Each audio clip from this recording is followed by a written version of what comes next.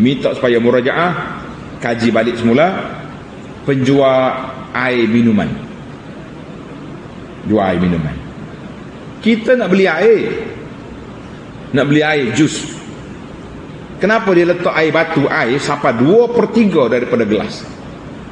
Jus juga prik masuk 2 kali sengok bismillah, meninggal batu. Lah ni awak beli batu ke beli jus? Beli jus.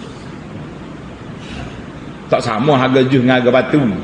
Harga batu RM3 satu plastik ni.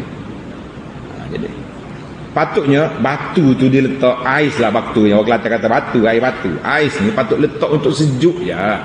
Untuk nak sejukkan minuman, letaklah sikit. Paling tidak pun 1/6 daripada gelas tu cukup. Ni dak 2/3 gelas batu, air 1/3, ataupun tak sampai 2 kali sengok habis air. Nak kata apa? Ingat molek, wazinu bil qis wa auful kaila wal mizan.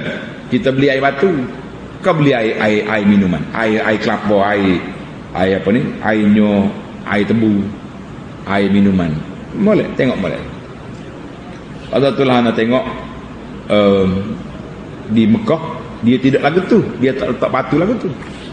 Kalau kita mesin tebu, dia tak ada batu, di bawah keluar tempat air tebu keluar, seret air tebu tu lalu atas batu sejuk, batu gelas tu bawah, tak ada langsung nak ais.